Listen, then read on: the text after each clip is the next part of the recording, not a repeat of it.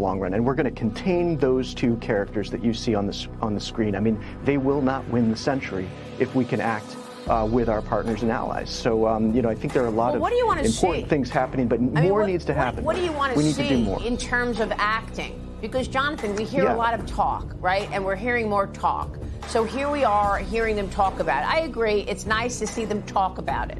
But what do you actually want to see in terms of action from these leaders? I mean, Giorgia Meloni has actually taken a stand. She said, we are not going to continue this Belt and Road strategy that China has implemented in Italy, thanks to my predecessor. She put a line out there. She drew her red line. So I get you. You're right. Italy, I see what they're doing in Italy and Giorgia Meloni. But what else is being done? Sure, that's great. But there's still 140 countries involved in the Belt and Road. And, I think what needs to happen is we have to go after the Chinese corporations. The best way to do that, the smartest way to do that, is to think big on this and execute on some of the big ones. I mean, right now, I think where things are too weak is the conversation around sanctioning Chinese banks is about the smaller banks. And as some people point out, some of these little banks are the ones that China's going to use to get around Western sanctions into Russia. So if they move their transactions into smaller banks that can be sanctioned, that allows them a sort of the ability to let a bank fall and not be affected.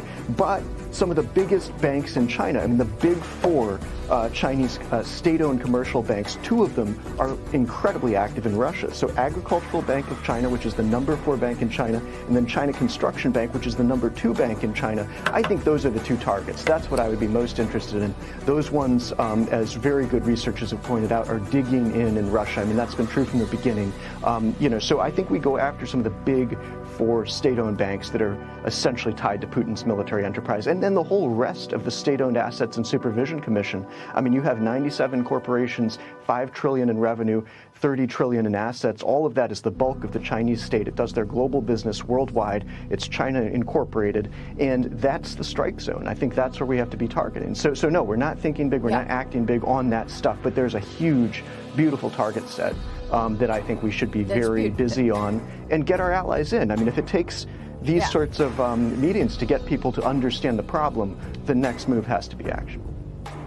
Yeah, that's a very good point. And, by the way, the major banks who want to operate in China should be reminded that the largest banks in the world are Chinese. So the competition is serious, and they are looking to take out American banks and continue financing the world by communist China.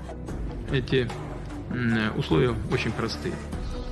Украинские войска должны быть полностью выведены из Донецкой, Луганской народных республик, Херсонской и Запорожской областей. Причем, обращаю внимание, именно со всей территории этих регионов в пределах их административных границ, которые существовали на момент их вхождения в Украину.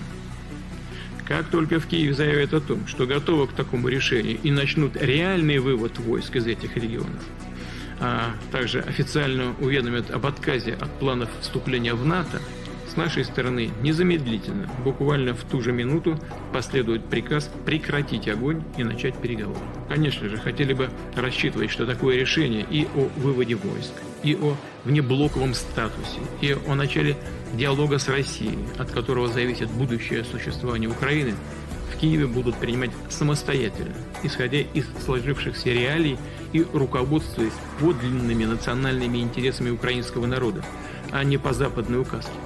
Хотя на этот счет существуют, конечно, большие сомнения. Сегодня мы делаем еще одно конкретное, реальное мирное предложение. Если в Киеве и в западных столицах от него, как и прежде, также откажутся, то в конце концов это их дело, их политическая и моральная ответственность за продолжение кровопролития.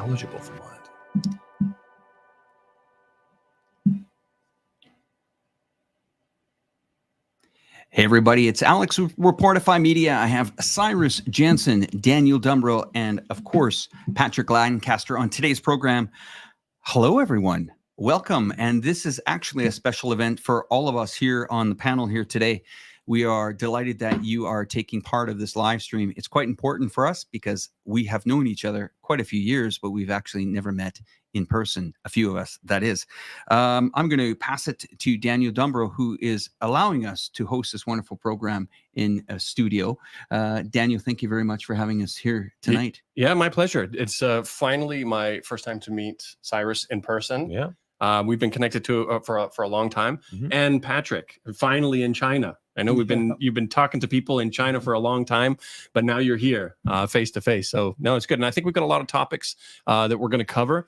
Originally we started out saying China focus, but there's just so much to talk about. And I think you want to mention some of those things now. Absolutely. As we've just saw the clips at the start of the show here, they covered, of course, all things China with Maria Bartiromo bantering on. She just loves saying that word communist. Yeah, she just loves it. It's a hot topic word. Yeah. And as well, we saw that there was a peace offer by Vladimir Putin that made some headlines here over the weekend. Let's start it off with being in China here. I mean, Patrick, you've just arrived in China mainland here for your first time ever. Thoughts of coming across the border? I'm sure there was a lot of people that told you, look out before you cross the border here, and you're here now. Thoughts? Yeah, Alex, and definitely, as you guys said, it's great to finally meet Cyrus and Danielle in person, and nice to be here in China. Had some thoughts about how it was going to go before I arrived, and some were accurate, some were wrong. But I originally first came to China via Hong Kong, spent some time in Hong Kong, and then crossed the border into mainland China there. And it was pretty interesting how streamlined it was, just crossing the border almost without human interaction. I took a train, and my passport basically acted as my ticket, and several scannings of the passport, and just one person-to-person interaction before getting on the train. It's very streamlined and definitely fast. One of the high-speed trains, and then arrived here in Chongqing, and it's been a interesting couple of days. Well, fantastic. And we're going to head over to the rest of the panel here. We have to my right here, Cyrus Jansen. Cyrus, welcome to China. Well, it's always good to be back. I know many people know I used to live in China for 10 years. Got a real, just great heart for China. It's always fun to be back. And this is actually a special trip because I've actually coming back for 6 weeks with my whole family. So brought my wife, my 3 children. We're back here for an extended stay this summer. We're primarily based in Guangzhou, where my wife is originally from. So we're visiting some family and doing some travel around as well. So excited to be back. And I think it's just important to get an accurate glimpse of what's really happening in China. You hear so many things. You'll hear one tweet with one picture, and it's like, oh, China's economy is, crushed and everything's falling apart. It's great to be back on the ground to actually, let's go take a look. Let's go see what's really happening. Let's connect with locals. Let's connect with expats. Let's see what these stories are really happening. And, certainly going to create some nice YouTube videos. This is obviously a treat, first to meet Daniel. We've been friends for probably 5 years now. Never had a chance to actually meet in person. So to share the screen and to be here in the studio is fantastic. And also to meet Patrick. Patrick, you've been on my channel as well. Obviously, Alex, we've collaborated a lot. We saw each other in Shanghai last June, about a year ago. So it's just nice to, reconvene here in Chongqing. What a great city. Daniel, having us 4 here on the panel here, you've had a discussion with all these gentlemen before, as well as interviewing Patrick from a distance. Both of you did, Cyrus and yourself did. Right. He's sitting with us in person here, and that is important. Patrick, we got you on here. We're going to switch over to Russia for a moment here and really kind of dig deep into that. Then we're going to move on to some China stuff, and we got some other stuff in store a little bit later. Tell us, your thoughts of this conflict. 2024, I didn't think we'd be here still talking about this. You've been there 10 years. Maybe share with the audience, what a day in the life is like with Patrick Lancaster. Yeah, Alex. Well, it goes day by day, but unfortunately, every day people are dying, and that's a horrible thing, regardless on what side they are, what side they favor. Just yesterday, there's a reported over around 9 civilians killed in Belgrade in cross-border shelling from the Kharkov region to the Belgrade region of Russia. And this is Russia, not a disputed area of what Ukraine and the West considers Ukraine, or what Russia considers legally part of Russia by Russian law. This is actually a region of Russia. And this is something that happens every day there, shelling coming across the border and hitting civilian areas in the Belgrade region and other regions of main Russia. And unfortunately, it's not just there. It's also in the Donetsk and Lugansk, Zaporozhye, Kherson regions that people are dying every day. I mean, it's hard to, impossible for me to keep count of how many people that I've seen killed over the last couple of years. And hopefully this conflict comes to an end soon, but it's not looking good. I mean, we saw yesterday the president of Russia put some starting peace terms out, and it was quickly laughed off by the West and by Ukraine. But I mean, the fact is, regardless of what you think about the situation, Russian law considers the 4 regions, Donetsk, Lugansk, Zaporozhye, and Kherson, as legally part of Russia. So there's really no way that Russia can bring this war to an end without fully controlling those regions.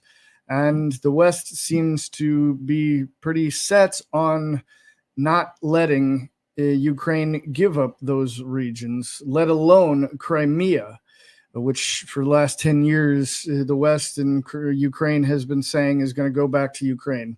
The fact is, the people of Crimea and these regions don't want to return to Ukraine.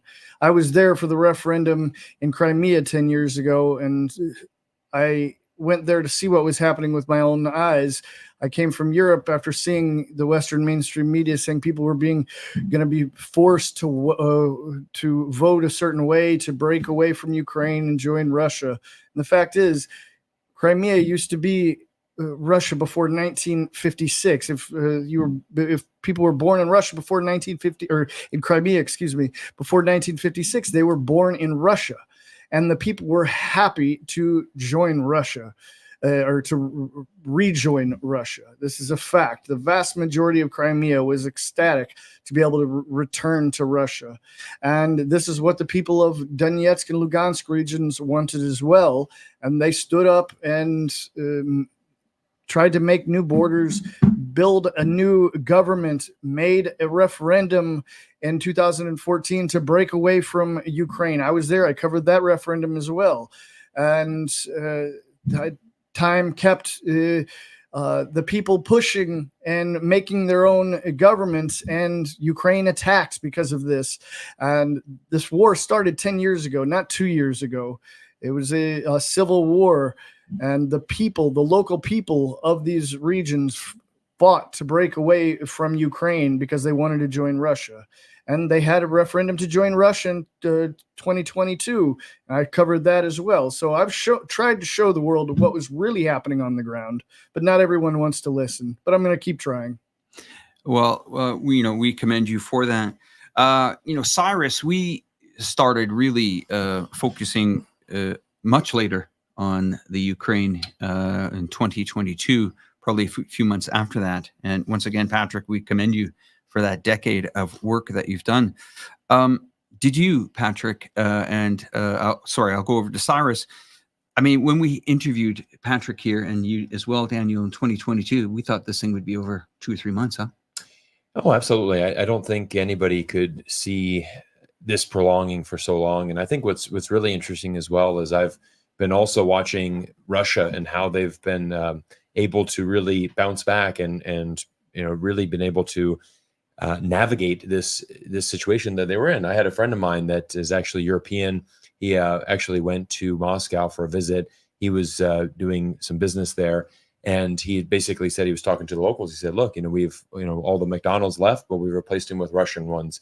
All of these companies left. For example, if you wanted to still buy Apple products, it used to be an Apple store. Well, now it's just an official retail. It's a reseller, so they've basically pivoted and been able to, get around this. And I think we're starting to really see a shift in the media from what I've seen, is that a lot of people are now admitting the fact that, Ukraine does not have the manpower to really deal with this. So, for example, if we're going to give them another $50 billion to fight this war, the issue is really it's not really a money issue. It's not a weapons issue. It's really a manpower issue. And the simple thing is well, how long are you going to support this war for? And how long can we really endure this? I mean, this has absolutely crippled Europe. It's been a disaster for Europe. I mean, there's so many Ukrainian refugees that are there that, there needs to be a negotiated settlement. And the problem is that we're seeing, Europe and the United States are very divided upon this now. We saw a new poll came out just last week that some 88% of Americans and 94% of Europeans want NATO member states to push Ukraine to a negotiated settlement. So that is an absolutely unbelievable poll when you think of that nearly 90% of the people, 9 out of 10 people in both North America and Western Europe are wanting their, NATO members to push for a negotiated settlement. But you can see the complete opposite is what is happening in our democratically elected leaders, who are supposed to have our best interests at heart, but they're not listening to people. There's a huge disconnect from what the people actually want and what actually the politicians are doing. We saw this peace summit, but Russia's not there. So you have all these countries in Europe saying, okay, we're going to go for peace, but the one person you need to negotiate with to get peace is not even there. So it's a tough one. I'm going to add to that. I asked Patrick this question yesterday, and it's a very basic question. What is the end goal of the West in Ukraine? Seriously, do they actually think that they're going to push back Russia right back to, let's call it the pre-2014 borderlines there? We've had a referendum in that part of the Ukraine and Russia. They've decided they wanted to be independent. They've voted on it. They've fought for it for 8 or 9 years. They continue to fight for it. The money keeps coming in. Soldiers keep dying day to day. What is the end goal of Ukraine and the West here? If it's not territory, what is it? Seriously, what is it at the end of the day? And I'm struggling with this question all the time. You pump in $500 billion into this war to push back Russia. Where? What? You want to, Zelensky, you want to get territory back? Do you think you're going to get territory back? And we've also seen the Russian economy has moved on. Even though, let's say that Putin's terms were accepted, it's over. As far as I know, Russia has completely de-dollarized. Its economy has moved on. It's pushed all the Western countries out. It's been sanctioned 16,500 times. It's not like we're going to wake up tomorrow morning and everyone's going to kiss and make up and say, hey, welcome back. Open up the doors. Everybody that you've banned from visas over the last 2 years, come back in, travel. Oh, yeah, if you're on your way to your villa that we sanctioned and this property that we seized. I think we're in a whole new world here, and want to hear your gentlemen's thoughts on that. We'll start with you, Daniel, if we can. But I mean, in terms of the question, what is the end goal? I don't know. I don't know what the answer is to that. But the one thing for sure is there's a lot of people making a lot of money from this. And it reminds me of a quote from Julian Assange when he was talking about the lengthy war in, I believe it was in Afghanistan at that point. He said the goal wasn't to win the war. It was basically to prolong it and take taxpayers' money from the U.S. and wash it through these multinational weapons manufacturers back into basically Lockheed Martin or whoever it is, who then, of course, fund the very politicians who are pushing to keep this war going as well. I mean, there's a massive conflict of interest with this kind of stuff. Is that the primary reason? Is that the primary thing that they're after? I don't know, but it's definitely one of the perks for many of the people who have their hands in this. I mean, there's another thing that I want to bring up here. If it's not weapon manufacturers, if it's not, NATO, if it's not other entities that are making money on this, I mean, at the end of the day, we're seeing hundreds of thousands of people dying. This relationship with Russia, major territory in the world here, largest country geographically, China stepped in there. China has put its geopolitical differences aside and said, okay, all right, we understand you guys have conflict, but we're not going to let your economy sink. And some in the West seem to think that that's China supporting Russia military as well. Anyone want to add to that? Well, I think with in regards to China and Russia, I mean, they've been, close friends and allies. I mean, there's no, for example, there's no problem if a Chinese company wants to do business in Russia, right? I mean, it's just, so I don't think that this has really changed anything. It's not like, oh, all of a sudden they are, these guys are allies. Well, it's not like that just happened, 2 years ago. They've been allies and friends and partners for a long time. But I think what, China, I think they're very strategic because, they obviously still have relations with Ukraine. They still have relations with Russia. And, China, as far as what I'm looking at, is they're going around the world and wanting to establish relations with as many countries and regions and areas as possible. And that's what we have with the Belt and Road Initiative, with 150 countries around the world signing up for this. That's very much China's, they're all about trade. That's really what China's about, right? They want to see how much trade we can do. And there's certainly no doubt that it's certainly increased, with Russia since the war has started. But, I think it's very interesting when you hear these Republican, whatever that guy's position was, he said, we need to go after the Chinese banks. Let's target China Agriculture Bank. Let's target China Construction Bank. We're going to go in there. I'll answer that question, though, that you said, what is the end goal? I think the end goal absolutely is to push Russia back to those pre-2014 lines and ultimately weaken Russia to the point where they can get regime change. That's always the United States' mission. I mean, let's just call a spade, okay. Right? Okay, yeah, I get it. I mean, that's. I mean, in a fantasy world, that would be best case scenario, right? Let's drive Russia out. Let's get rid of Putin, and let's install somebody that we like in there, and that and that's basically what it is. So I'm going to tee that up for Patrick. There, he's looks like he's ready to respond. All right, yeah, Cyrus. It is a fantasy world for anyone to think that the Ukraine is going to be able to drive Russia back to the pre-2014 border, and the United States knows that, and literally every country knows that, and Zelensky knows that he knows they're never going to get Crimea back. They're never going to get all of Donbass back. Maybe there'll be some gains here and there, but let's just look at the last few months since Russia took Avdiivka, which is a suburb of Donetsk, that they've been shelling the center and the areas of Donetsk for Ukraine shelling these areas of Donetsk for the last 10 years, and especially in the last 2 years, since Russia was able to take that city, which many thought was going to happen 2 years ago right away, including myself. But since that happened, Russia has almost switched to just an advanced moving motion, and even the Minister of Defense of Russia weeks ago said that since Avdiivka was taken, they had taken over 800 square meters of new territory, and this is happening every day. Russia is continuing to take more and more territory. There's no going backwards. Yeah, a lot of people were surprised once Russia moved back from the Kiev, Kharkov, and Kherson regions, but in the last months, they're pushing forward. So obviously everything is strategical moves. And, as I said, most important thing is to bring this to an end as soon as possible so people can stop dying. But the fact is, with these, magical wishes and fantasy world initiatives, it's just not going to happen in the way of Russia leaving these territories. But the most important thing is because the people don't want it. The people that live in these territories are Russian, speak Russian, and want Russia to be there. The majority of the men that live in these territories are fighting for this and have been for years.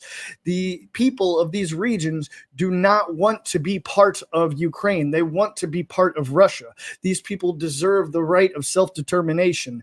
And for the West to say and to push Ukraine to take this territory back to the old Russian border is just ridiculous. The people of these regions hate the West for this because they want to say where they live and how they raise their family and how their family and children don't be killed by the Ukrainian shelling coming into their neighborhoods that is supplied by the West. Western-made weapons killing people, civilians, every day.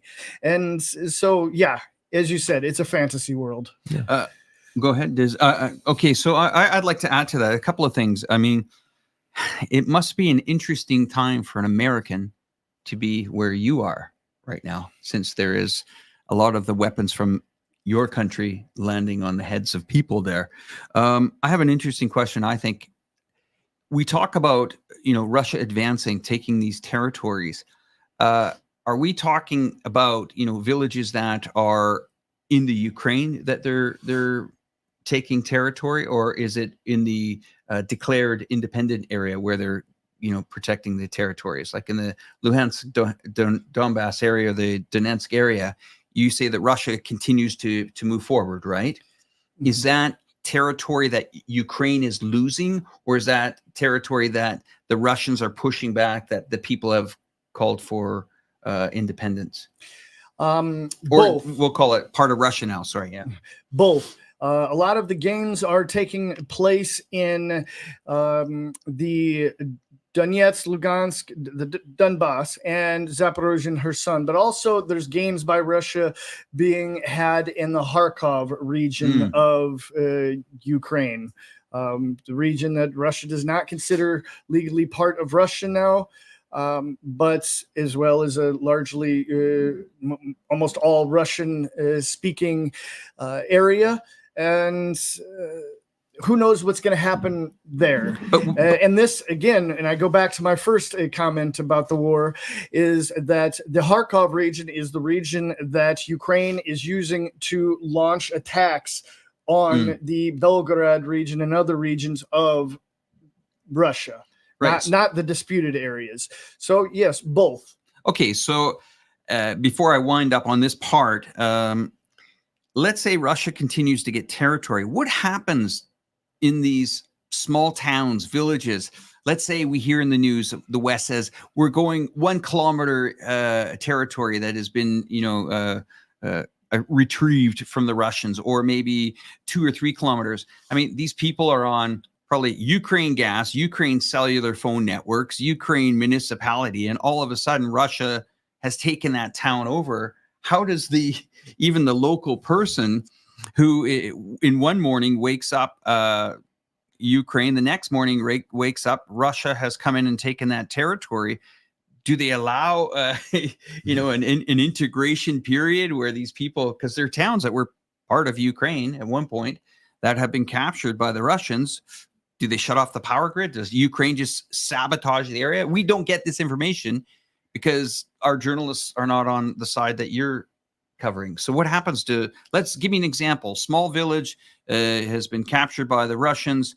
And let's say everybody was on the Ukraine water, Ukraine electricity, Ukraine mobile. What happens? What's going on? Well, one thing that also changes besides the electric and all that is the time changes, because the areas that are claimed by Russia are on Moscow time, not Ukrainian time.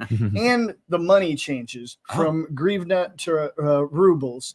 And as far as Ukraine's reaction to it, I've done many interviews. The first I did was in Volnovakha, just after Ukraine left. I was the first Western journalist in the city after it was controlled by Russia.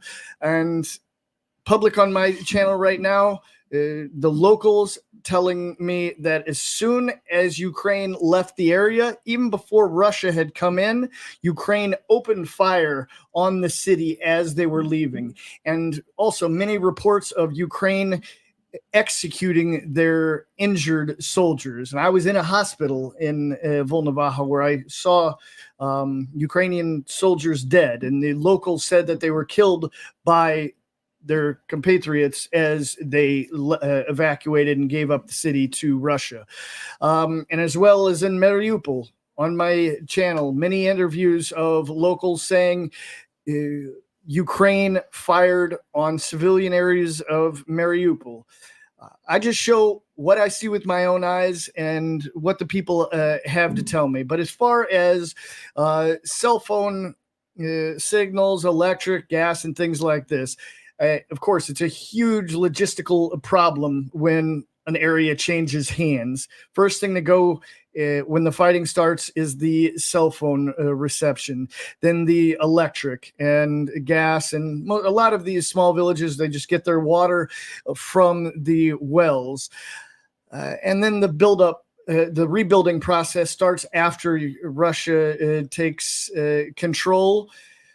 But as far as Ukraine actually shutting things off, we can go for a big example of Donetsk, how for 8 years, Donetsk more or less wasn't affected by Ukraine shutting any utilities off. They moved their electric, moved to being supplied by Russia and things like that. Kind of a gradual, but nothing really just shut off immediately, like Crimea, for example. When Russia took Crimea, Ukraine shut off the water almost right away.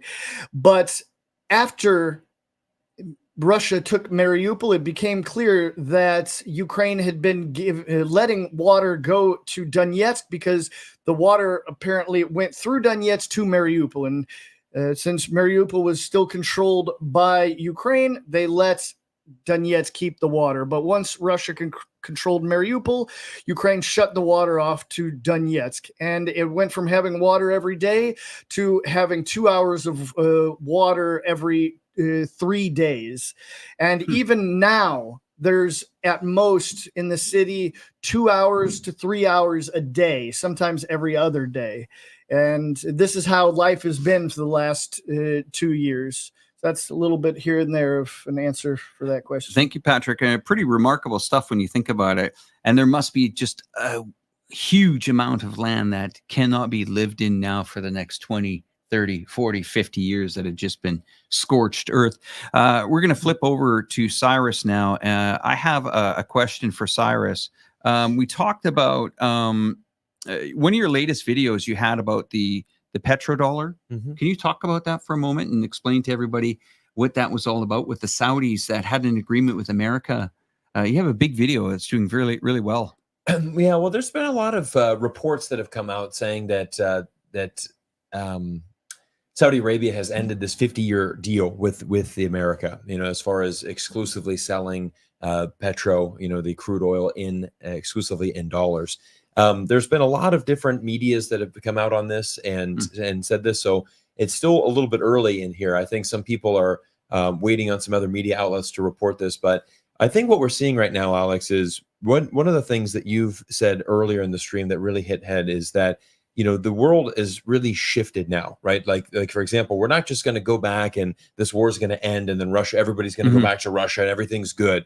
The line has been drawn in the sand. It is a multipolar world that we're living in right now. And another word that you really picked up on was de-dollarization. Yeah. And so I think what's very interesting, and I think why this video has been very well received and why it's gone viral on Twitter, is that once you remove yourself from this Western media bubble, specifically the American media, and how, they just want to control the narrative on everything. When you go outside and you look at the global South and you're really looking at the developing countries in South America, in Latin America, Africa, the Middle East and Southeast Asia, all of these countries, they want to break free from the United States dollar. There's a global movement moving away from, the US dollar. I've been covering that a lot in my recent videos in the last couple of months. We're constantly seeing trade deals, between China and other countries, and there was an interesting interview as well with Congressman Thomas Macy, where he interviewed with Tucker Carlson, and he talked very specifically about the fact of the US dollar, that, we're shifting away. And, now I think just recently, I think Putin and the Kremlin announced that they're now 100% off of all dollar and euro. Like they're done with that. Did you see that news on, I believe it was Thursday or Friday, that they halted trading of the ruble US dollar exchange on the Moscow exchange? Did you hear about that? Yeah, news? yeah, I think that's what I'm talking about. Like it's like, so $0, €0 now. Well, it was Russia was preparing to, drain its funds of dollars, but That shows you that was the last stab that America had. 16,500 sanctions, European Union behind that, joining forces with them, and now they're going after the currency. And nothing happened. Nothing happened. You would think news like that would just crush the ruble. Nothing. Yeah. Nothing happened.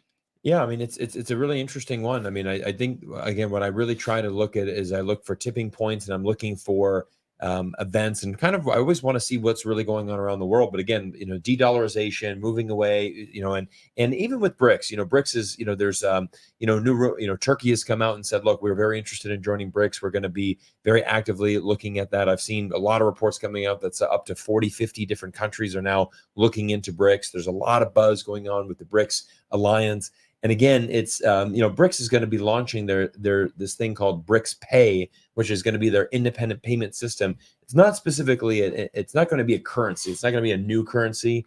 There's been some speculation that it would be. It's going to be more just trading in our local currency. So I think you're going to start seeing that what this war has really happened with the U.S. dollar is that it's told the vast majority of the world that it's not a safe haven anymore, right? And that was the lure of the U.S. dollar for so long, right? The United States is a stable country. It's safe. It's a consistent dollar. Hence why we're always going to be doing trade in dollar because it's consistent. But now countries are saying there's too much political risk. I don't want that risk.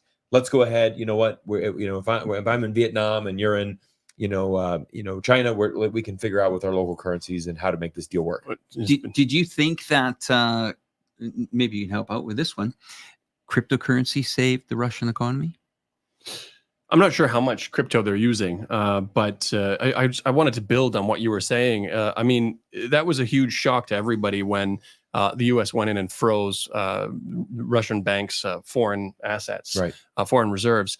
And even people who were happy to see that, even people who were allies with America, would look at that and say, wait, hold on a second. This is something that can happen. That doesn't seem very safe. Right. And before that, I mean, it was with Afghanistan as well. They froze their foreign assets as well. And then arbitrarily started deciding that, I think we're going to take half of it and distribute it to the victims of 9/11. Right. That was something they put on the table. Taking away money from the people in Afghanistan who had nothing to do with 9/11 to begin with. When Trump walked away from the JCPOA deal with Iran, the European countries who signed the deal and wanted to continue following that deal were also bullied into not trading with Iran, even though they were still following the agreement. And it led to them actually looking for an alternative settlement system. I believe it was called Intex or Instex or something like that. They were trying to set up so that they could still trade with Iran according to the deals that they signed. Right. So this kind of thing has been a long time coming, and I think it's potentially the last nail in the coffin is when they did this to Russia and showed everybody that it's just the risk is too high. Yeah. The risk is too high. Yeah. But we've got our other camera set up. I just want to mention one other thing too, is for everybody who's on my stream who was tuning in from the beginning. If you didn't see the live chat option, you can refresh it. You can close it and reopen it, and it will show up now. I didn't have it turned on initially. And for all my Reportify media people, head over to Daniel Dumbro's channel. Leave a comment in his live chat as well. Let's get that chatter going here. I actually think I'm going to be clear with you guys about the working the cameras at the same time. I'm loving this. Okay, let's do it. Let's go camera 3. There we go. So I have to say we underestimate crypto because I have done a few transactions here with some Russians and they know how to get around this. When you corner people, when you block people's funds, when you block businesses, when you block the average everyday traveler, I'll ask you, Patrick, you arrived here in Hong Kong. Could you use Russian rubles at the currency exchange place? Yeah, it was quite a shock, actually. Me and my wife coming directly from Moscow. We arrived thinking like a normal airport, we could exchange money, but you can't exchange rubles in Hong Kong. That's a fact. And there was one kind of little bit off the wall place that we found, the only one out of about 15 places we went to that was about half price. Wow. So, Okay. Oh, wow. but Price yeah. gouging. And as far as the crypto and Russians go, yeah, I mean, it's one really amazing thing about cryptocurrency is it's a borderless currency. So the Russians, they use it to get around the whole block by the West and the Visa card companies, and they use it to almost flawlessly bring funds from the West to Russia, and that goes for the normal person to, I assume, higher level transactions. What would you say, though, Patrick, is, the average thing that Russian people are worried about now? I guess they've had some inflation issues there, understandably. But, they can't really travel to Europe anymore. That's one of them. Businesses, do you think Russians would trust European banks or businesses in the next near future? I guess not too advisable. But I think the thing that the Russians want is the war to be over as well. I mean, this it's not great for anybody, involved, and it's a shame after 10 years of fighting that it's still at this level. I mean, if the facts are, Ukraine had an option to let the people that voted to break away from Ukraine leave Ukraine, and hundreds of thousands of less people would have died, and these people would have had the right to self-determination, as I said. So, I mean, it's really obviously complicated, but it is what it is. I mean, well, let's go back over to these two gentlemen. I've been watching a couple of videos on you guys' channels here over the last few weeks. Daniel, you've had an interesting guy on one of your last podcasts when you were speaking about Gaza. Oh, the doctor. Yeah, Dr. O'Day. Can you share with the audience? I think this is quite an extraordinary interview. Maybe just tell us about it, maybe some of the panel, because guys, whether you think it or not, whether you think all of us have all the time in the world to watch each other's videos, we don't. Right. But sometimes we play catch up here on some of the podcast. But just tell us about that interview. Yeah, I mean, it was just as worse as you would expect. It's worse even. The fact that all of these doctors who are there working away every single day are doing it for free also. They haven't been paid. Basically, the Ministry of Health has completely collapsed. They can barely get any supplies in. Obviously, they're doing operations on children without any sort of basic medication, anesthesia. Kids are, walking around with their names written on their bodies just in case they get blown up and they have to identify pieces of them. It's an absolute nightmare. I'm still in touch with him. He sends me messages every couple of days. He's had to move his family again because there are no real kind of safe zones there. But it's just it's an absolute tragedy. And to tie it back into China, though, it's really remarkable to see that all of the same people who were pretending to care about Muslims in China, and seeing them want you to believe that what is now happening to Palestinians in front of our eyes was happening to Muslims in China without any actual evidence. They're now on the side of the perpetrator. They're now on the side of the people who are actually delivering that suffering. And it was just, I mean, it's really interesting to see. I think this has been a really eye-opening event for a lot of people. People can kind of see exactly what's going on. To tie it into Russia also, when Russia was... I think they were accused of cutting off water and electricity to some places. I don't know whether it was true or not, but that was what the accusation was. And in the European Union, they said that that is a war crime. That is an absolute war crime, and Putin needs to be held accountable for that. But after Israel started cutting off water and electricity to Gaza, these same European Union politicians said, we stand with Israel. So I think across the board, there's just so much that has happened over the last few years that has woken people up to what these people are really about and how things actually work. I mean, Cyrus, we've been covering this as well. Having a few people on our program talking about Gaza. I mean, it's a hot potato. and we have to tread lightly with, Well, I want to add my another comment on there for the Gaza is that, quite simply, this is the tipping point again. I think this is the one tipping point that there's just such blatant hypocrisy, because again, like Daniel had brought up, for the last 5-6 years, we've been hearing this consistent narrative, that China is prosecuting Muslims in the Xinjiang region. Then it's not prosecuting. It's a genocide. They're genociding these people, and so it's like now we have such graphic images. And that's the issue. Like, you look at Twitter, there's no censor on there. Sometimes I'll wake up to some extremely graphic images of just blowing up children on Twitter, and this is the live shots from Gaza.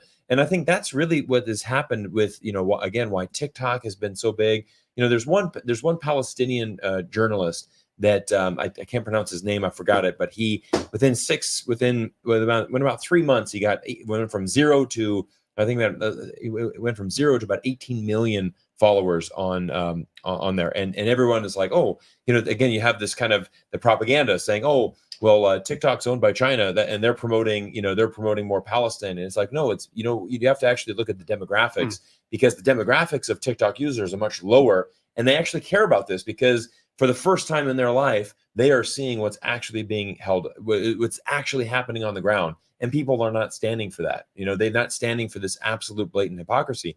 Exactly. I remember that. I remember when they said, Vladimir Putin's got to be held accountable for cutting off water. Israel does the same thing. It's like, well, you know what? You gotta stand Ukraine, through.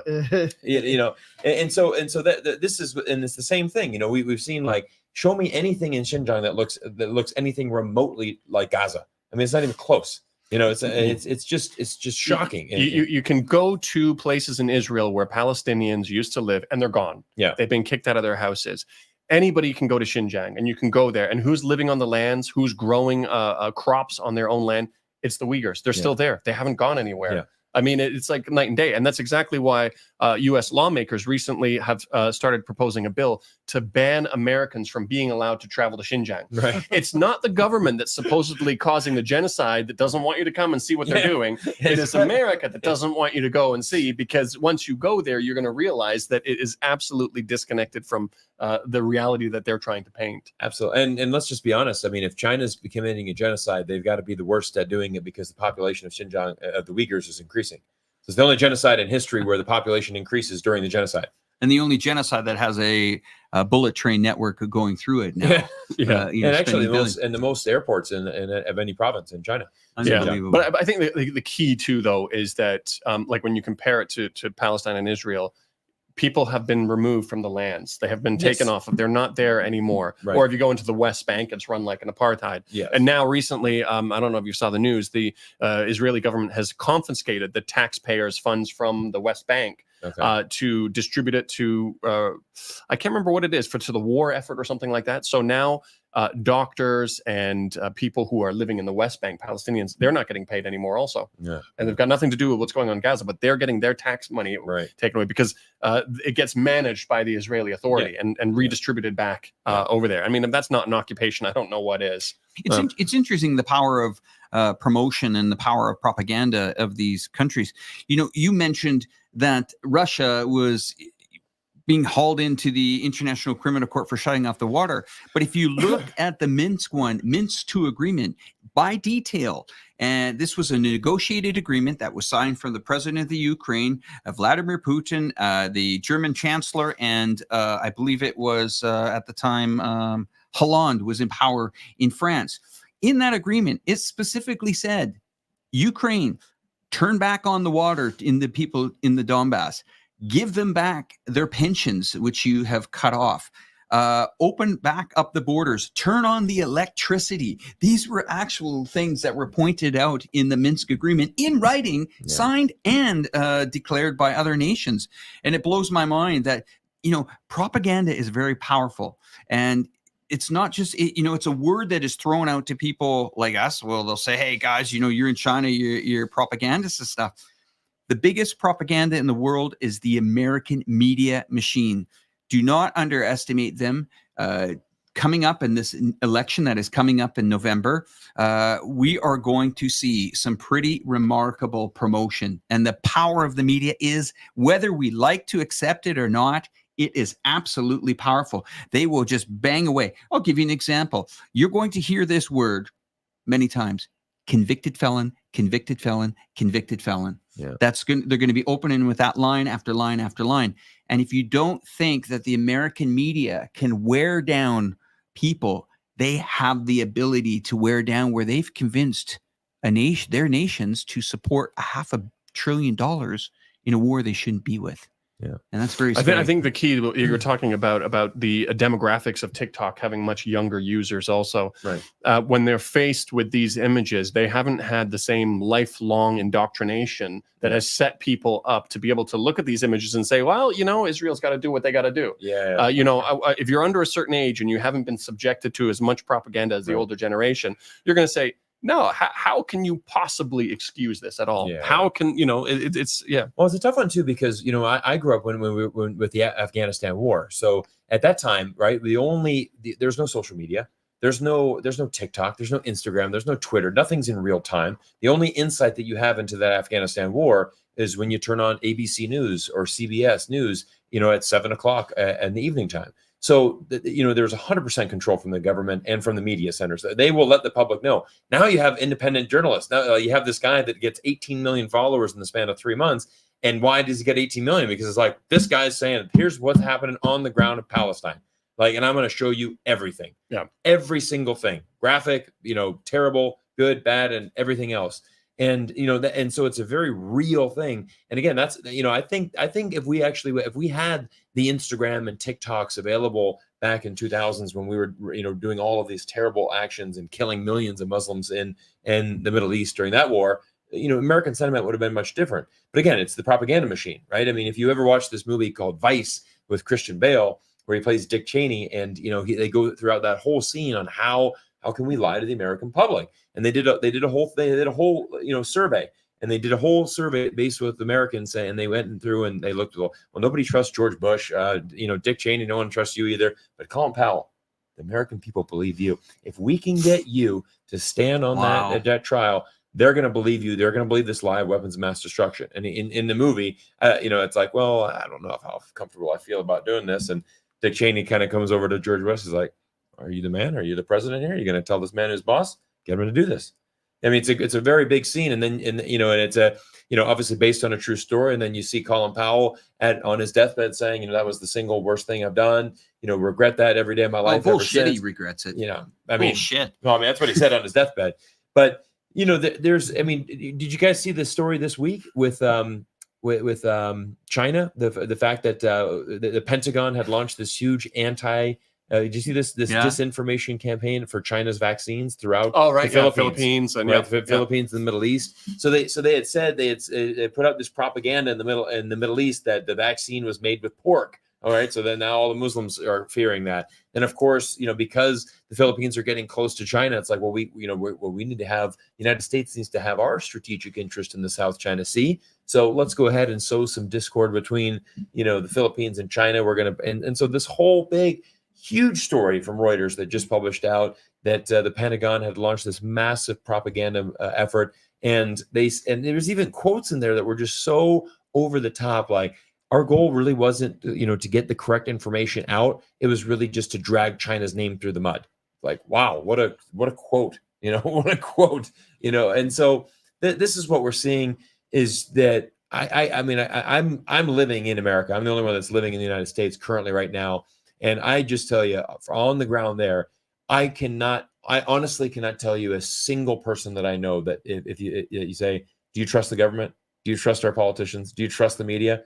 I should probably make a video of that, just walking down the streets of America, just say, like, let's ask Americans if they trust their government, and just get the reactions. That would make a great YouTube video. Because I don't know a single person. I don't know a single person that has any trust in the government and just doesn't think the entire thing is corrupt, has no faith in the politicians, and is at a point where a lot of Americans are just like, you know what, I'm going to try to pay it as little tax as possible, and then I don't want to hear about this. And you know what? Yeah, this election, it's awful, because it's a choice between bad, and it's the same damn thing every 4 years. Bad and bad. worse and worse. And, I mean, it's always funny because we criticize China for being a one-party state.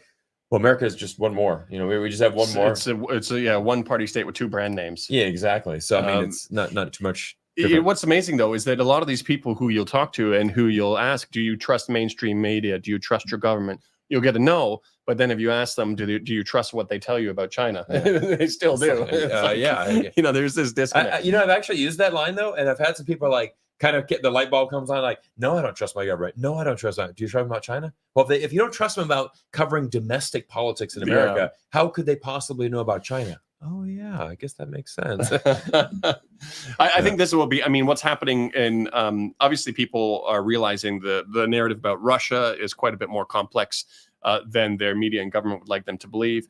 And obviously they can see the disconnect between what the correct moral stance is on what's happening in Israel and Palestine versus what their media and their government is trying to convince them to think and feel.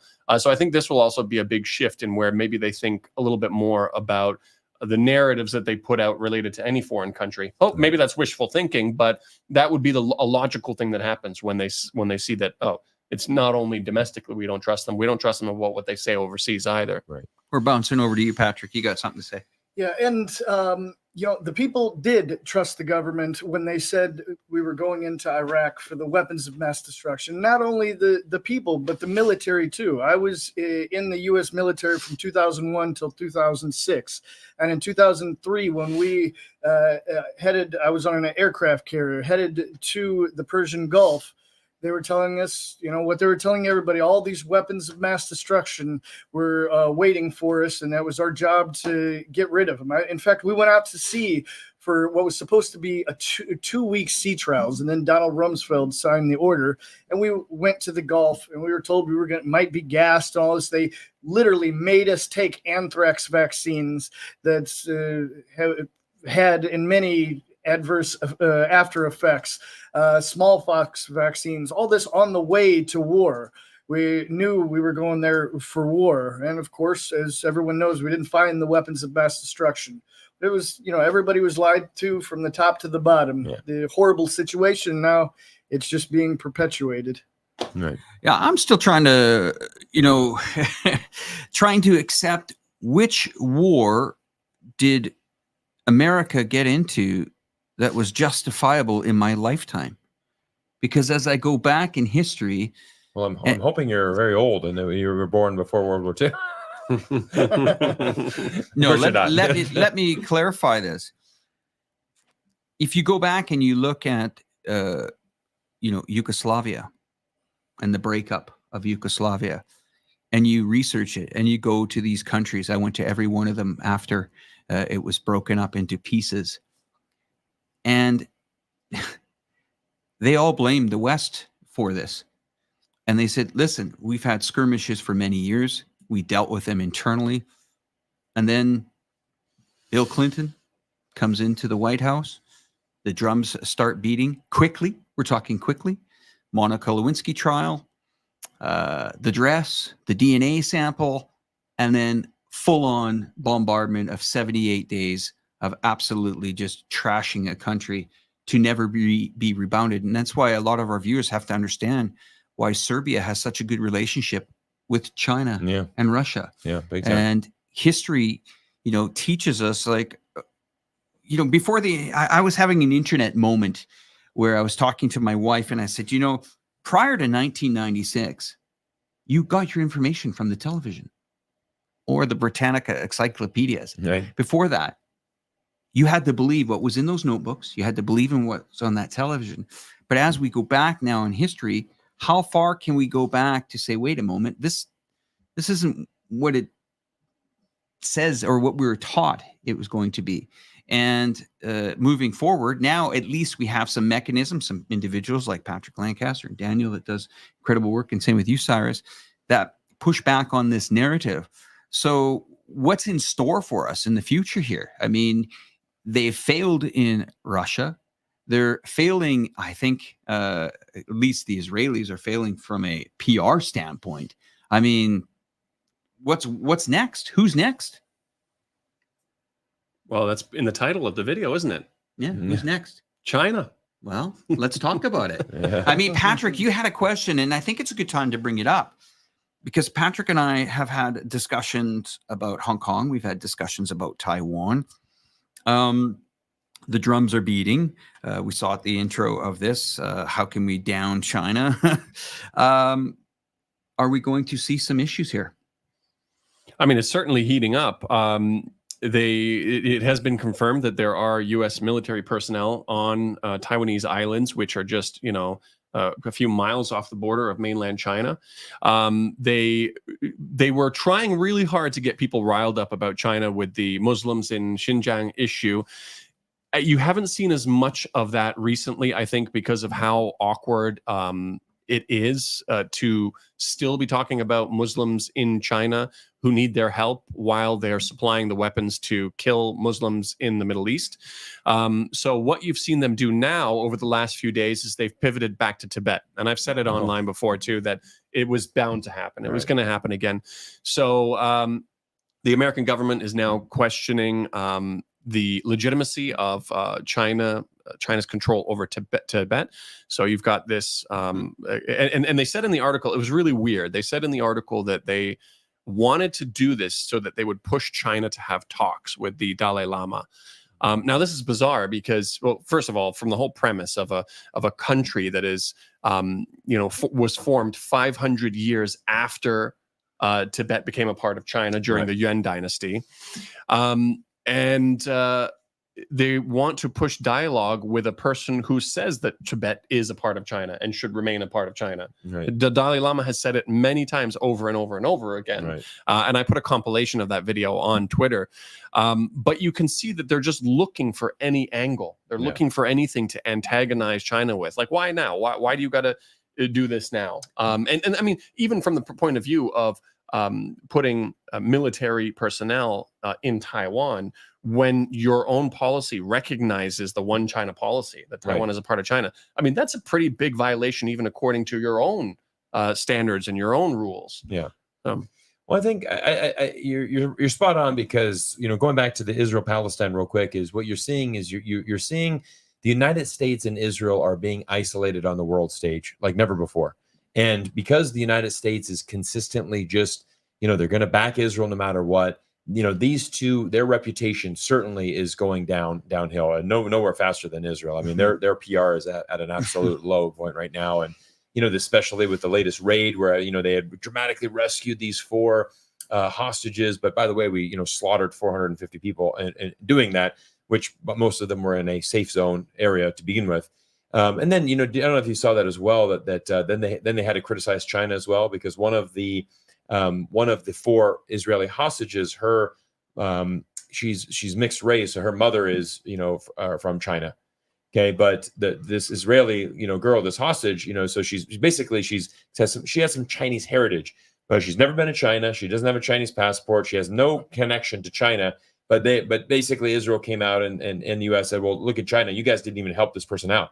And it's like, oh, sorry, was this our citizen? This person never even set foot in China in her life, but yet we're getting criticized for not helping her. Last time I checked, you need to be a national of the country. This makes sense from a Zionist perspective, because from a Zionist perspective, your ethnicity grants you certain rights and privileges and perks. Yeah, exactly. This is the whole idea about that Jewish people belong in this land, so they need to kick Palestinians out to reclaim it.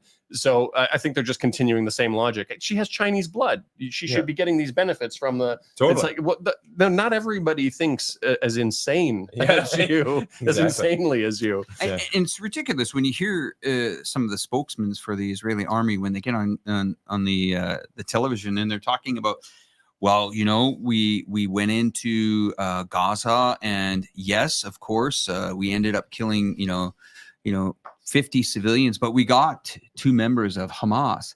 And it was interesting. A journalist asked them while he was speaking, they said, well, do you use those same techniques if that happened in Israel? If there was someone from Hamas, let's say, in a location in Israel, would you kill 50 of your civilians to kill the one guy? Yeah. And he stumbled there and he just kind of like paused and you're like, yeah, okay. Thanks for your quote, buddy. But I appreciate it.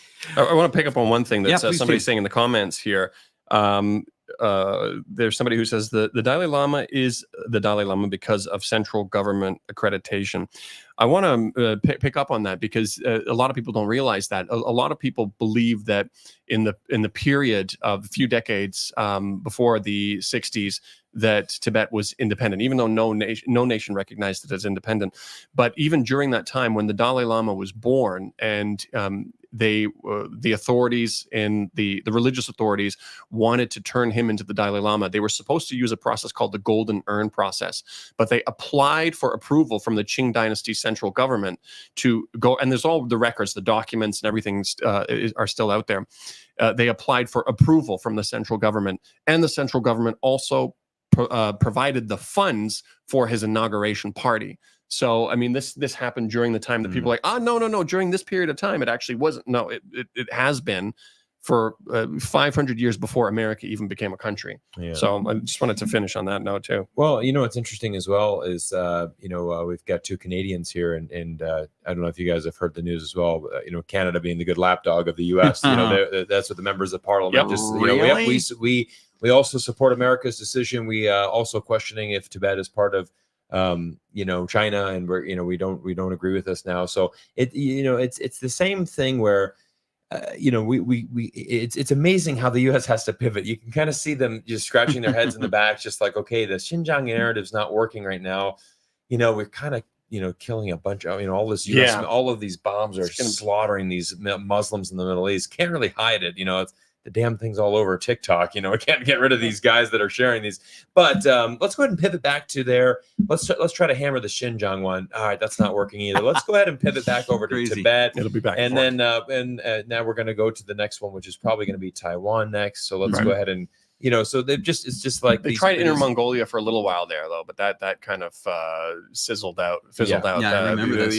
There was a very short period, and they're like, now there's not enough to go on here. I mean, they're talking about the culture of Inner Mongolia, the Mongolian culture being erased, when it's the Mongolians in Inner Mongolia still using the original Mongolian script. Even in Mongolia proper, they don't use the original Mongolian script. And you see that across the board. Yeah. You see Kazakhs in China who have actually preserved their culture even better than the Kazakhs in Kazakhstan, many of them only speak Russian. But in China, they're still speaking Kazakh. Same with the Kyrgyz people and all of this. And when you go around these little communities where they have, they're from an ethnic group that belong to another country as well, the culture has been preserved in China more than in their original home countries. Okay, I just want to say to everybody that's watching the program right now, we do have a pretty cool panel, I must admit. If you have questions for Patrick Lancaster, myself, Daniel Dumbrell, or Cyrus Jansen, put them in the chat now. I will try to keep an eye on them over the next 15 minutes, and we'll pull some of them up and we'll try to answer them as many as possible. I want to pivot just to Southeast Asia here for a moment, gentlemen. I know we don't really cover this target country too much, but Myanmar, since I moved to Asia, Myanmar has been, going through quite destabilization here. The American government has been involved. We do see a pro-American where they will get a lot of the NGO organizations into this part. They will use this tactics.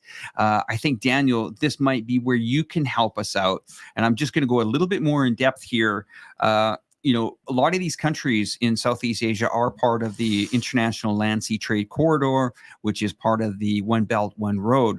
And China is making a huge amount of investments in these countries. I've seen the investments in Thailand. I've seen them in, Myanmar as well, with, not just going there building logistical lines, but also improving people's lives. And this is a threat to the American economy as China can put its geopolitical issues aside and say, wait a minute, whatever, issues we had in history, let's move forward. Let's get you an airport. I recently interviewed the ambassador in China here for Nicaragua. He said in the last 5 years, his country is booming. China's down there helping them with ports, building airports, new energy vehicles are coming on board. So we see the same here in Southeast Asia. but we're now starting to see heavy influence here from NGO organizations that are infiltrating into these countries to destabilize it. Brian Berletic has really covered this region before in Myanmar, showing that, whoever America wants into that government, they will get them into that government using the techniques. Maybe you can explain what happened in Hong Kong with outside influence, what that does to, potentially a region or regions around the world, the power of the American NGOs, the playbook. Maybe you can help us out a little bit with that. Yeah, I mean, that was a long time in the making, Hong Kong. They set the foundation from quite a long time ago. Hong Kong, before they introduced the national security law, I mean, they were ranked the third freest place on earth. They had very little controls, which had obviously advantages and disadvantages. And the disadvantages that something like that could be taken advantage of. And that's exactly what happened. I mean, it was funny during that time that, ranked the third freest place on earth was by the Cato Institute from the US, which is not a pro-China report. They tried to add all of these qualifications and descriptions that said, well, we still have some issues with them. But when they actually used their mathematical formula in terms of women's right, freedom of religion, freedom of movement, freedom of press, all this kind of stuff, they were number 3 on the list. And the US, who was coming to free Hong Kong, was number 17 on that same list. But what they would do is they would fund, so through not only the NED, there's another one, the NDI, and a few other ones. They would fund these activists. Benny's High, he was funded through the Center for Cooperative Law or something like that. In one of these universities, he was funded directly by this NDI organization, and he was one of the guys who started the original Umbrella Revolution. You also had material making its way into public schools as well. I had a friend send me their child's homework where it's had these questions that you had to fill in. And basically one of them was the full filled in version was, I am a river in America. I am free and beautiful and clean. I am a river in China. I am dirty and sad. Like this was in a primary school kids' homework. Like they wanted to brainwash these kids from young to grow up and basically riot against China. So when you don't which is actually what we're seeing in Taiwan as well. The changing of curriculum and history and I mean, it's a really important part. And they allow it. I mean, a lot of people in Taiwan probably think that America are their friends.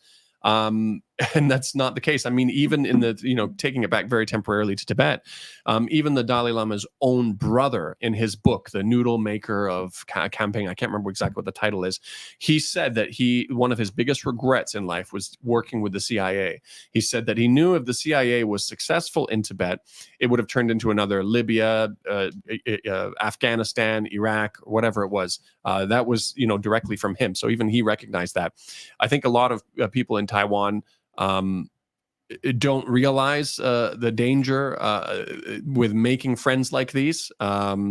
And it's odd because obviously some of them think they need it for protection, but it's kind of a circular situation. The reason that these tensions are rising is because of America's involvement there. Before America really got their hands into this and started pushing this narrative again, relations between Taiwan and mainland China were improving all the time. You had the first direct flights that opened up, and it was just getting better and better and better. And now when you have these outside hands in there, it's just kind of going downhill. But any society, when they allow these kinds of NGOs in, those are the kinds of things they're going to do. They're going to brainwash their students.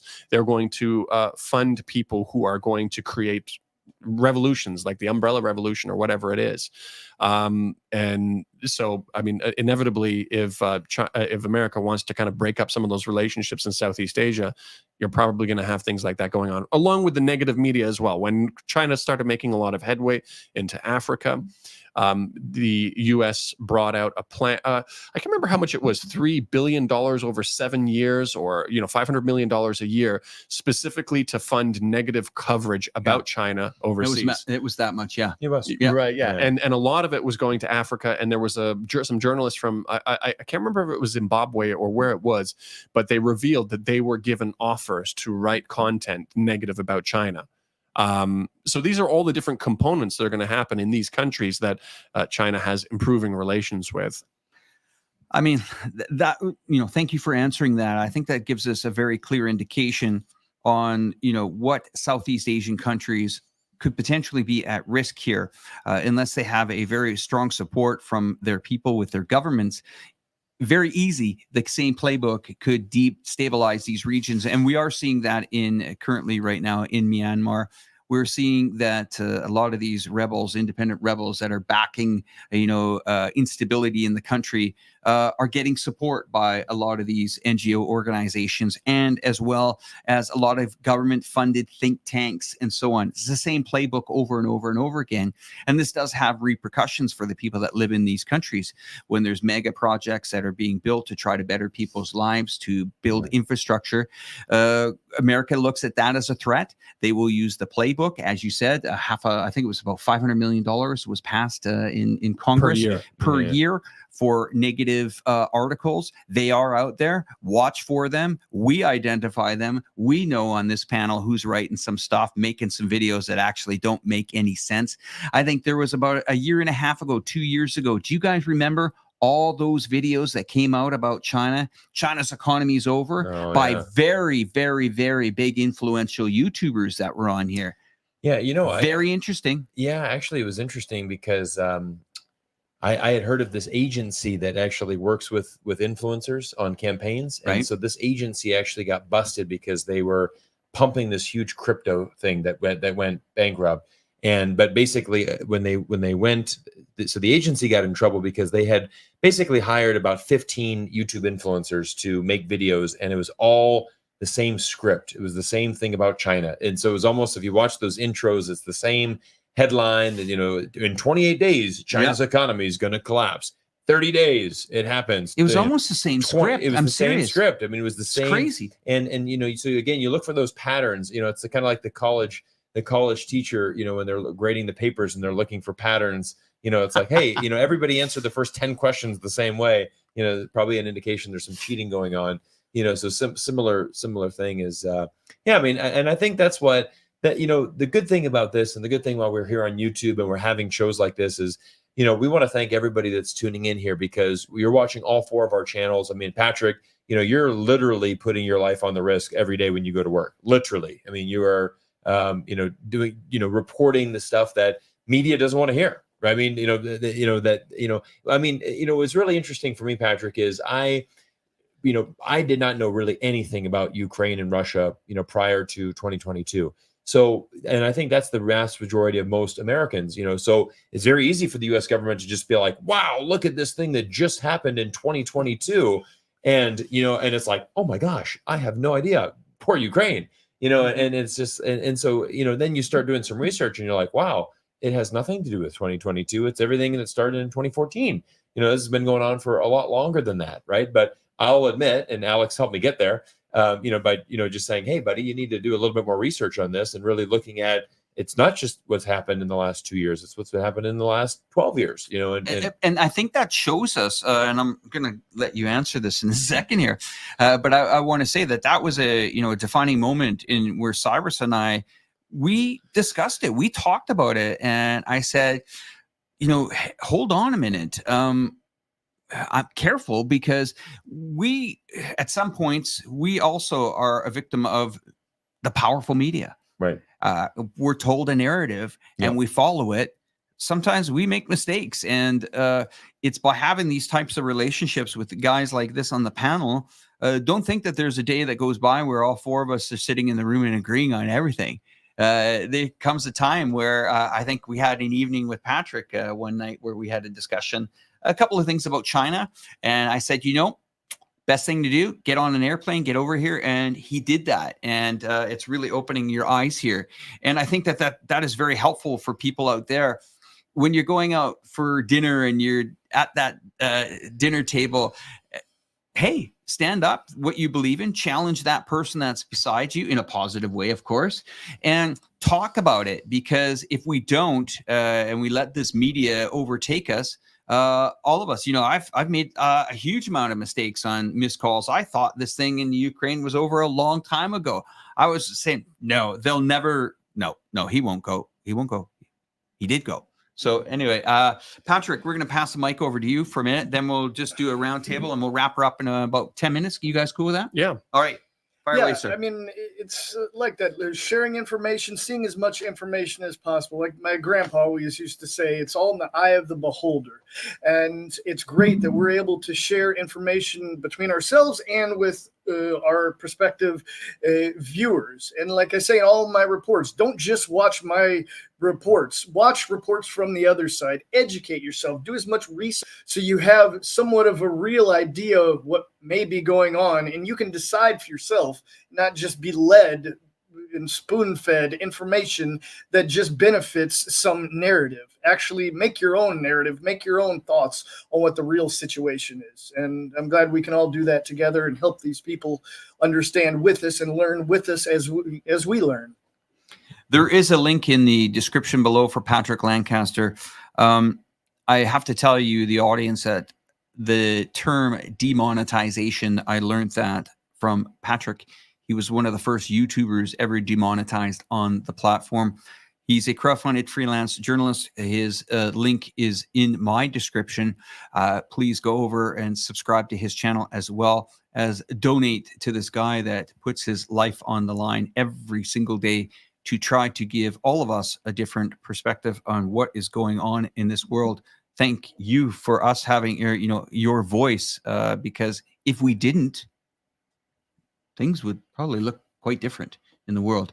I'm going to pass it on to Daniel, who's been such a kind person to allow us to sit in this wonderful studio today. No, absolutely. It's my pleasure. I agree with what you said there about Patrick as well. I mean, putting your life on the line to tell these stories, and it's actually possible these days, but everybody just needs to kind of stay alert to what's out there. Everybody's eyes have been opened up enough to realize that the mainstream narratives that they're trying to feed you and what your governments are telling you is really not aligned with reality. And you might not necessarily recognize that first on something like Russia or with China, but you can see it happening in front of your eyes with something like Israel. And it's a pattern. It goes across the board. This is what they do with all of their narratives. It's not about truth seeking for them. It's about upholding whatever narratives are good for their empire or businesses or whatever it is that they're out for in that particular moment. But yeah, I don't really have anything else to add other than that. And I guess maybe we could wrap up also with. Actually, I had a curiosity question that I didn't get to also, which was, and I don't know if you don't want to answer, it's fine, but. You said, you're in a situation in America now where you have a choice between bad and bad. But if you had to, gun to the head, you had to choose one. This is interesting. This is a good question. I mean, it's so tough because, I'm not a fan of Donald Trump in the way that I was a fan of Donald Trump in 2016, and in the sense that I'm like, you know what, let's get somebody in there to shake things up. Let's just kind of get in there. And I think there was a lot of policies that I think that he did good. And I think he really lost the 2020 election by himself. I think Donald Trump lost 2020 as opposed to Biden winning it, in the sense that if he could have just kept his mouth shut, been a little bit less active on Twitter, I think he could have probably, won that one. I'm to the point now where I will probably not vote, to be honest. In the sense that I'm so appalled by what the Biden administration has been doing, just with this war in Gaza. The fact that we cannot, I just feel that Netanyahu has like his foot on his throat, and he's just putting some pressure on him and basically just calling the shots. I don't feel very confident with the Trump. I mean, RFK has come out basically saying, he's come out with some very, very pro-Israel, just kind of like, essentially, if we got to annihilate the Palestinians, and so be it. Let's just get on with it and make sure that Israel's fine. So that was trending on Twitter today. So I'm just kind of like, man, like I don't even know if I want to vote. To be honest, that's kind of where I'm at this point. I really can't because it's almost like you put your name if you're going to vote. I'll say for 2020 I didn't vote. For 2020 I didn't vote, and I think that's where a lot of my frustrations are in this is that I just don't. We kind of in America, it's just like it's always this thing of well, in China, you don't get a vote for your president, but in America, you do. And that's why we're better. And it's like, well, I have two awful choices. And you know what? I really don't care. So I'm not even going to vote. Right. So that way you can't use that against me.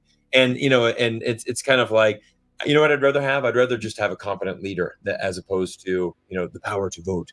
It's not, there's a lot more to democracy than just being able to choose your leader. And I think that there's just a lot of frustration, that I feel in that. I feel to the point where right now I have no faith in the system. I just, we know that, it's going to be Biden or Trump leading again, after this election, or maybe they're going to switch out Biden. Right? I mean, I don't think there's no way he can go for another 4 years. But, I guess my only hope is that in 2026, we're going to get, two fresh new candidates that are hopefully younger. But again, it's this whole system that's corrupt. Right. You've got corruption from A to Z. So I don't feel optimistic. I just feel like I'm becoming a lot of the Americans that I'm seeing, where it's just like, again, let me pay as little tax as I can, leave me alone. And I mean, and the other thing you can't comprehend as well is when you're living in America is the absolute bombardment of advertising and political things. Like, I'm not kidding you. Every day when you open your mailbox, you're getting between 10 to 12 paper adverts of politicians. It's not just the president, right? It's the senator, it's the congressman, it's this. So every day you're just flooded with papers into your mailbox, and it's like the phone calls. You get phone call advertisements, you'll get TV commercials. Like, you are just pumped full of that from like now until November. Like, it's just, you are just completely suppressed with all of this information. It's just like, I don't care, just let me get on with my life. Right. So that's kind of where I'm at right now. Yeah, it's interesting. I mean, you talked about how a lot of these people say that, we can vote for our president, and that's what makes us better. The other thing that they say is, we can, we can protest. They think protests don't happen in China. That's a longer topic, but they think that because they can protest and they can swear at their president and they can say whatever they want. That's great, but what do you actually accomplish? Exactly. You can scream into the wind all day long and nothing changes. Yes. And if you scream long enough with enough people, they'll bring in the National Guard after a certain period of time and drag you off the campuses. Yes, exactly. And so for me, like looking as an outsider, looking at America, I'm kind of the opposite of you. I didn't like Trump in 2016. Yeah. And he's kind of, I wouldn't say I like him now, but he's grown on me. And I'll explain that a little bit more after I ask my next question, which is not who would you prefer, because obviously you're just going to not vote, but who do you think is going to win? And I think it's going to be Trump. Yeah. I think what's happening right now is I think Biden administration is really going down a very wrong path with the war in Gaza. I think he's completely alienated himself with the younger voters. I think as well as that with this continued funding in Ukraine, this is going to be a big deal because again, we're seeing massive inflation. It's not like the United States economy is strong. Again, we're here in China where everyone's like, China is going to collapse. The economy is terrible. Well, you know what? Guess what? There's a lot of Americans that are struggling and are saying the same thing. So I think that I definitely think that this conviction is going to be fuel to the fire for Donald Trump. I really do. And I think that if I had to bet money on it, I would put my money on Trump. I would too. And the reason I would say that I would, it's hard to say that I would prefer him. But I think the reason that I look at him as having an advantage in terms of me wanting to see him run the country rather than Biden is for a few different reasons. One is I think he is the guy who has the potential to mess up the system the most. He was against NATO. Yeah. He didn't take us into any new conflicts. He obviously got really close when he assassinated Soleimani. Right. But more important, he says exactly what he means when it comes to foreign policy. Like when he was leaving troops in Syria, he said it over and over and over again. We're leaving troops there for the oil. Right. We're taking the oil. Right. And even Assad himself said Trump is the best president we could wish for, because he's not talking about he's here for human rights or anything like that. He just says directly, he's here to take our oil. And he's very transparent about it. Yeah. With the Israel situation, I think that the worst case scenario is it's no different than Biden. I think the Palestinians will still continue to suffer. Oh, yeah. But and maybe this is just wishful thinking on my part, because I seem to remember there was some sort of an Israel lobby thing that he was at way back in 2016, somewhere around then, when he just said directly to the audience, where he says, there's a lot of people here that I don't like, and you don't like me, but I need you. Yeah. And so I don't know if he's planning on doing, one term, and he knows that he needs the Israel lobby on his side. Yeah. If he just plays the game until he gets in, and then he says, okay, no, I'm not actually going to support you guys in that. I think it's probably a little bit of wishful thinking. I mean, at the end of the day, he was the one who moved the embassy to Jerusalem. And the reality is that this is the kind of the oxymoron and the catch-22 is that Biden's going to lose a lot of the younger vote because of his stance on this war again in Gaza. But the reality is that Trump is probably even more pro-Israel than Biden. Yeah, and so I think that's it's kind of like, I don't want to vote for Biden over this, but if you're voting for Trump, he's actually going to be even more, pro-Israel. I think obviously there's a lot of wishful thinking that goes into that, but it's hard to, and knock on wood, it's hard to imagine that it would just be any worse than it is now, anyways. Right. Like it would just be kind of be the status quo, because no matter what, both parties are supporting Israel on this. But I mean, there's all these other candidates who are coming out. Like every time I say on my streams or on my videos that there's no other real choice, you've got a Zionist and a Zionist.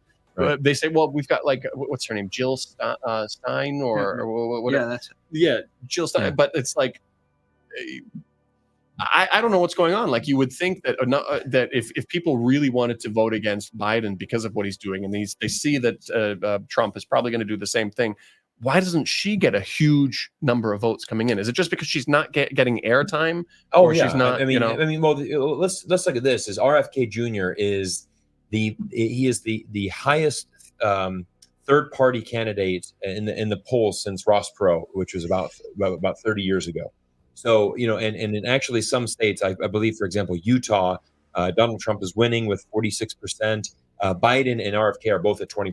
So he's, neck and neck with Biden for the number 2 spot. So there's actually a lot of requirements, for example, to get on the stage. So I think within 1 week, you're going to have the presidential debate, Biden versus Trump. That's going to be a great thing to watch, because at this point with U.S. politics, we just go for entertainment. That will be entertaining to watch. But in order to get on the actual stadium, or the podium, in order to attend that, there has to be a lot of requirements that you have to do. For example, I think you need to be in at least 26. You have to be on the ballot in at least 26 states, and you have to have a pathway to at least the 320 electoral votes that you need to become president. So RFK has not been invited on that because both the Republican and Democrats are blocking him because they don't want him there. But he's like, hey, all of these requirements, including the electoral college votes, I've met as well. So actually that's why this Jill Stern, I've never even heard of her until you just said her name. So that's 100% why, because she has no airtime. But that's the interesting thing is even RFK, who has qualified and should be on the stage, right, he has earned his spot. Whether you like him or not, we're just talking about what's the requirements. He's met them. Simple and square. He won't be there because the Republicans and Democrats, they don't want him there because obviously it's taking votes away. We got one more American on the panel here. Thoughts on what these characters are saying? Well, it's. I don't think any American really wants Biden to win down, truthfully, and I don't think many believe it's going to happen. How the world will react, or the population of the United States will react to the election, we'll have to see. But it's either way, there's going to be some amount of conflict and unrest, I believe. I'm going to give my 2 cents now. All right.